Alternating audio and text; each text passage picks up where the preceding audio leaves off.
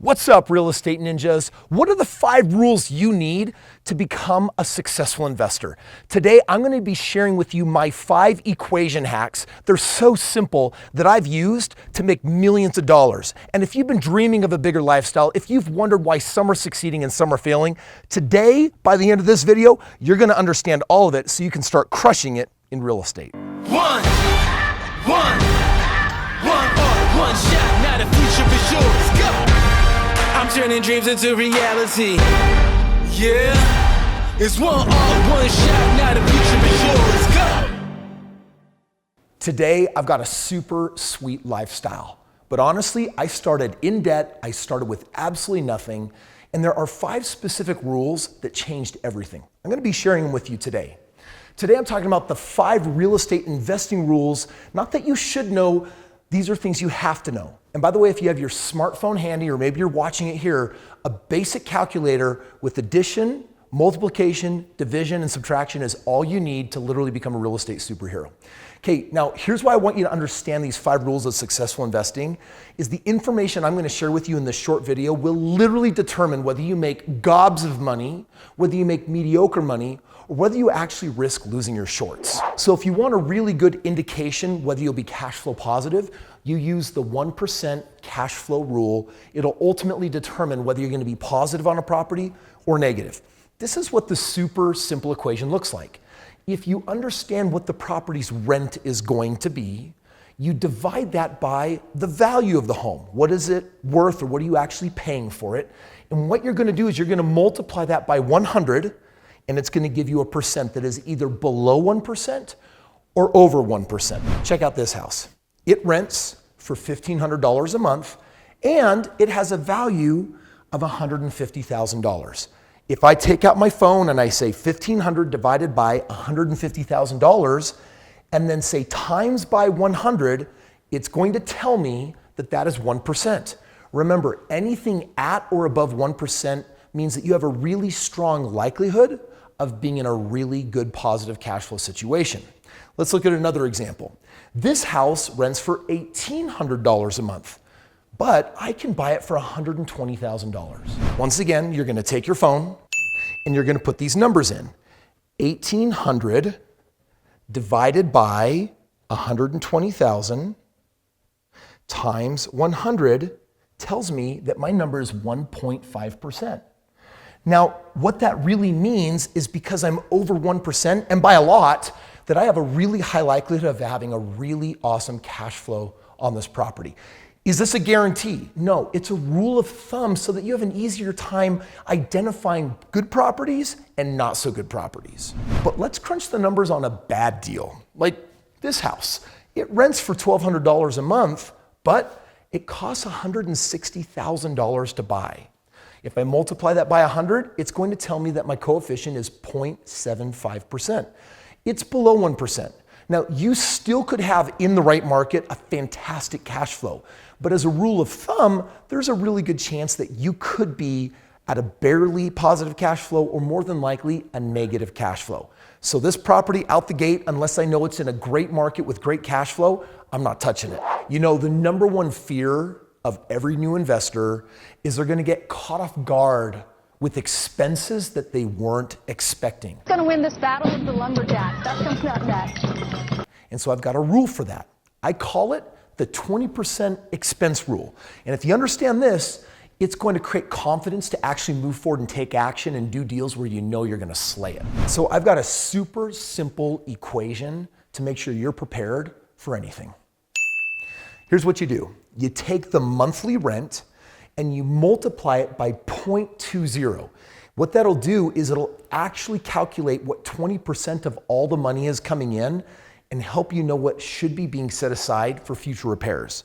On this deal, if we take $1,000, we multiply it times 0.2, it's gonna tell us that $200 is what we may need. Now you need to understand this. You may not actually need that this month, but there's a good chance that you're gonna need it 5 years from now, might be 20 years from now. I'll give you some examples. But first, check this one out.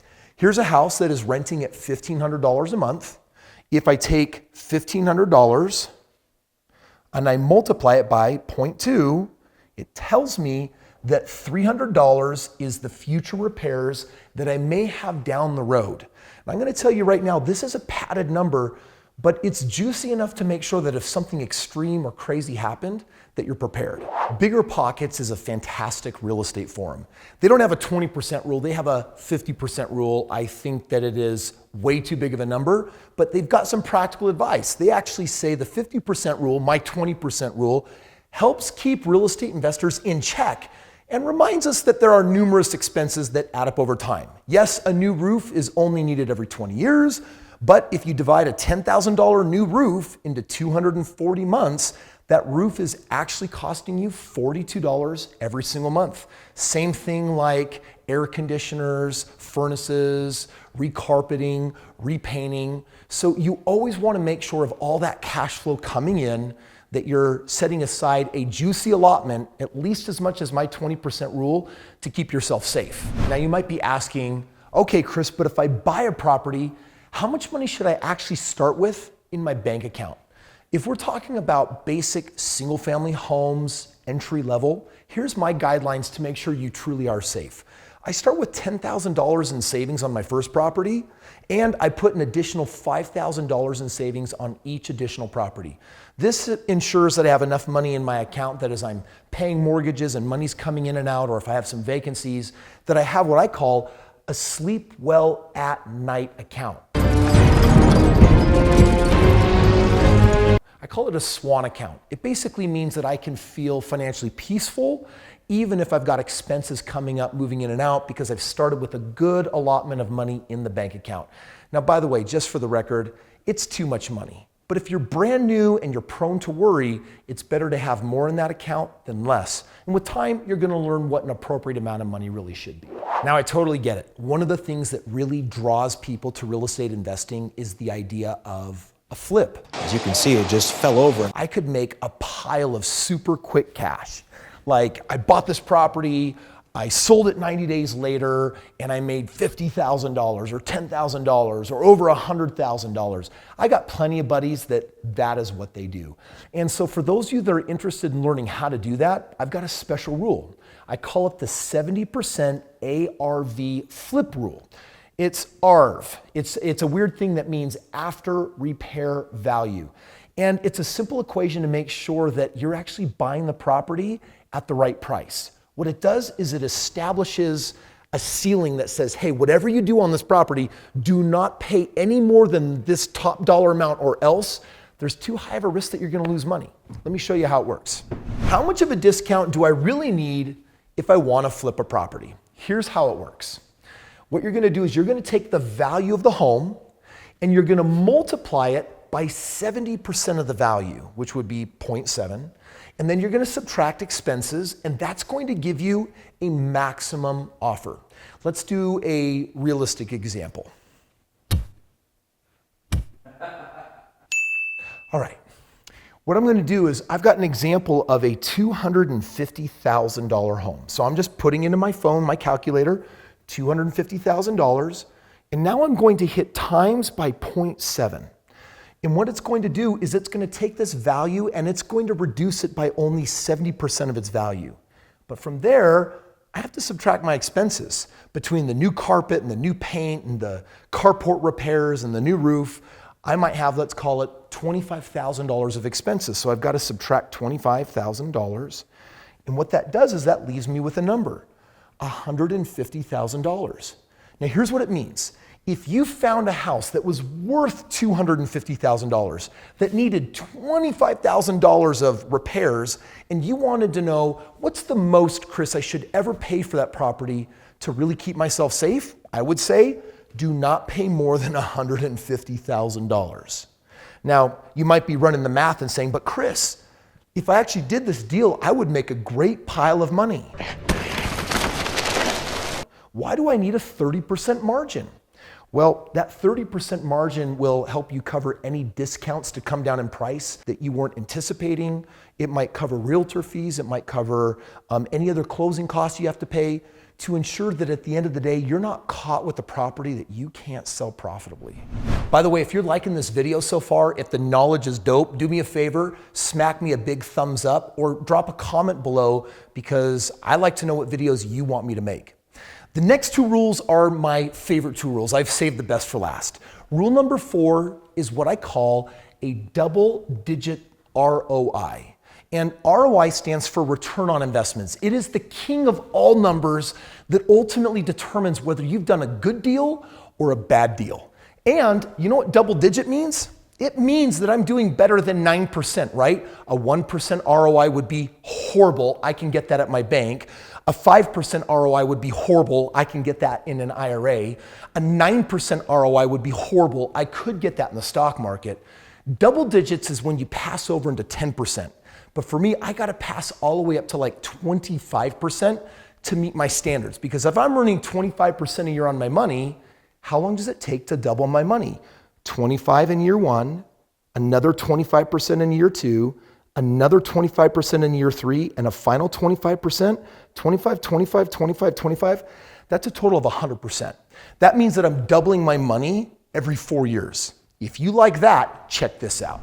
There are, in essence, 5 different ways of making money in real estate that really come together and form an ROI. And here they are. It's gonna come from equity, cash flow, appreciation, principal reduction, and down payment. Now here's what each of those means. Equity means this house is worth $200,000 and I owe $150,000 on it. So the difference between what I owe and what it's worth, that's called equity. I've got a video right over here you can watch if you want to understand more about what equity is. Number 2 is cash flow. This is, of course, the difference between my mortgage, the money I give the bank for having a loan on the house, but what I'm collecting from my renter, which should be more. The difference between what you owe and what you collect every month, that's called cash flow. Number 3 is appreciation. Your house is gonna go up each year in value. Since 1960s, it's gone up 4.58% nationwide. Year over year over year, just holding the house, it becomes more valuable. This 4th one, principal reduction, means that every time you make a payment, other than if it's an interest-only loan, if you have a traditional 30-year mortgage or a 15-year mortgage, a portion of your payment goes towards paying the interest, but a portion goes towards actually paying down the balance of the loan. Principal reduction is something I keep track of because the longer I own the house, the more it gets paid down. And when I sell it, I'm getting that money back. And the 5th one, down payment, ultimately means that if I'm doing, for example, like a lease option strategy, as I do typically on a lot of my rentals, I'm gonna collect money up front in the form of a down payment. All of these things factor into the ROI. An ROI ultimately though, it's adding up all the money coming in and it's subtracting all the money coming out and then deciding based on how much you put in, how much are you getting back? And this is how you do that. On the left, I have all of my income, right? Any upfront equity, total rents collected, paid down principal, appreciation, down payment. And I'm gonna subtract from that my expenses. Principal, interest, taxes, and insurance. If I live in a community that has a homeowners association. I'm president of the Homeowners Association! He's getting away. Property management. If I'm paying someone to manage the property, vacancies. The time that the property isn't rented, which happens 10% of the time usually. And lastly, any repairs that you're gonna have on the house. Now, today, it would be way too much if I tried to do all of that math for you, but what you can do is purchase really simple systems that will do it for you. Let me give you an example of what my system looks like. I got a property in Florida on Cloverdale Road. This is one of my growth markets. It's a beautiful home, and what I do is I like to know what will my cash flow and ROI be in 5 years, 7 years, and 10 years. Now, I know that you're looking at a lot of numbers here, but look at how basic it is. My cash on cash ROI is 6%. It means that based on all the money I put out, every year 6% is coming back in the form of cash flow. If I factor in my cash on cash, but also my principal reduction, I'm averaging 10.5% on my ROI. And this is the exciting number. If I take all my cash on cash, my principal reduction, and my appreciation, in this market, this house is gonna produce 31%. Remember, 31% plus 31% plus 31% is almost 100%. I am literally doubling my money in as little as 3 years. That's pretty dope. Listen, before I ever buy a property, I always have to know the projected ROI. And I want you to know that if you ever decide to do any real estate deals with me, like links below to learn about that, you're always going to see all of the numbers up front. For example, here's another property in Florida. This one's on Pampano Way. And on this one, you can see the cash on cash is just under 7%. That means if I laid out a big chunk of money, 7% is coming back each year in my pocket. But if I add in my principal reduction, it's at 11.4%. And if I add in my appreciation, I'm at 35.5%. I'm telling you right now that if a 401k delivers a 6% average ROI, if the stock market delivers, a 7% average ROI, just imagine what your financial future looks like when you're earning 35% a year on your money. It's super, super hot. You know though, of anything I could teach you today, nothing is going to be more important and more powerful than rule number 5. Because here's the reality. My first 25 homes bought my financial freedom, but I literally had less than $5,000 come out of my pocket to make that happen. And that's what leads me to rule number 5.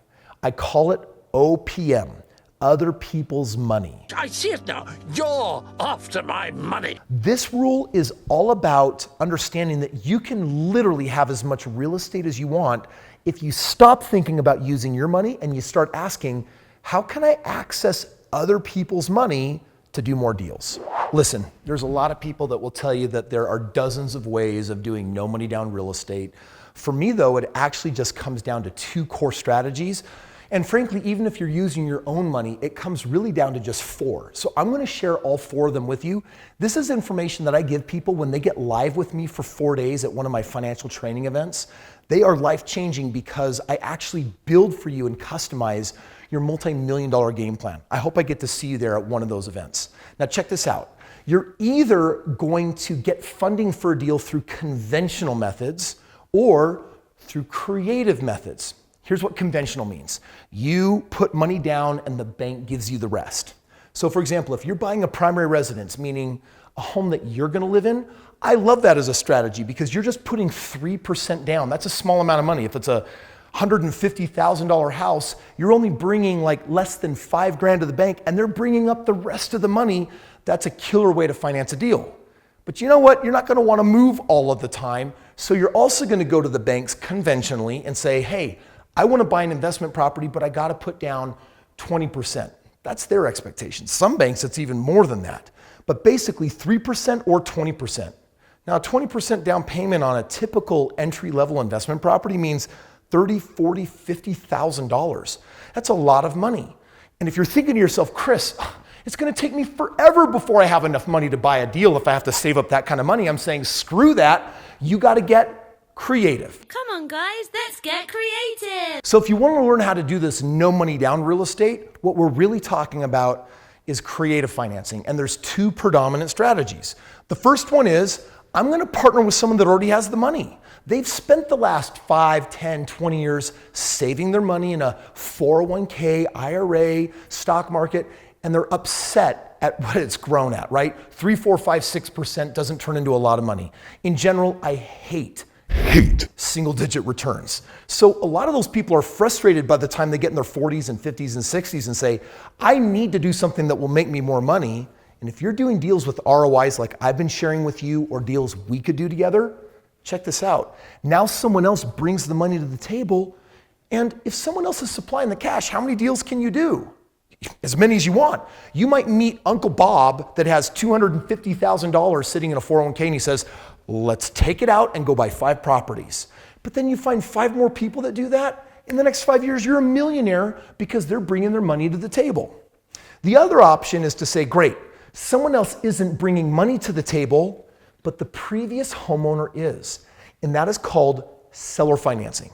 That is someone else that already owns the property that wants out. They're a don't wanter. They're moving on with their life and they're saying, hey, I'd like to sell this to you. And they don't really know what they're doing. They don't know how to sell it. Maybe it's not a good time to sell it. Maybe they're scared of realtors. There's different reasons why people are nervous about that. But I can teach you how to go to these people and say, hey, why don't you just finance the property to me? I'll start making payments to you. And they say, that's a great solution. Guess what? No bank qualifying, no down payment, and now you're buying real estate. Now listen, if any of that just went a little over your head, I apologize. There is a link below where you can get my book for free, The Straight Path to Real Estate Wealth. And literally all you got to do is cover shipping and handling. That book is going to go into way more detail on exactly how you do creative real estate, where either a partner's bringing the money to the table or you're doing a deal where someone that owns the house will bring you in and you can skip the entire banking process. It's awesome. Click the link below and get that free copy of the book right now. I'm not sure if you actually get what I'm sharing with you, but literally I am sharing some of the most important information with you right now. There's trillions of dollars out there in your neighbors, the world around you, where people are saying, I've been following society's game plan, 401ks, IRAs, annuities, home equity, precious metal stocks. They're putting their money in all these things, and guess what? They're not happy with their returns. That makes it perfect for you to go to them and say, hey, I've got access to incredible deals with incredible ROI, way bigger than what you've been dealing with the last 20, 30 years. And guess what? You become the active partner and they become the funding partner. Your job, you find the deals, you repair and fix them, lease it, manage it, sell it, repeat the whole process, or at least, if you're like me, you got people that do that for you. But on their side, all they're doing is providing capital and they're assisting with making key decisions. And I have to tell you, I've partnered with people all over the world in many different countries, and this has been the perfect solution for them. And it allows me to keep furthering my portfolio. This is something you can do too. Hey, thank you so much for watching today's video. I know it was a lot of information, but you've got that feature called playback. More importantly, if you believe this is going to help you make a lot of money in the game of real estate, will you do me a favor? Smash that like button for sure. And if you're not a subscriber, totally take care of that right now, because I've got videos coming out every week designed to awaken your financial genius, help you crush it in real estate as an entrepreneur, create active income. And of course, I give all of my books away for free. Click the link below, get it, read it, follow the advice, and become a millionaire. Oh yeah. I'm gonna take you down. Fire. Oh, I'm gonna buy you. Yes. Oh yeah, baby, here we go. Hey, what's up? I'm taking down real estate right now. By the way, if you want to keep up with me, you need to hit that subscribe button, yo. Yeah, here we go. Oh, I'm gonna buy you and you. Get some.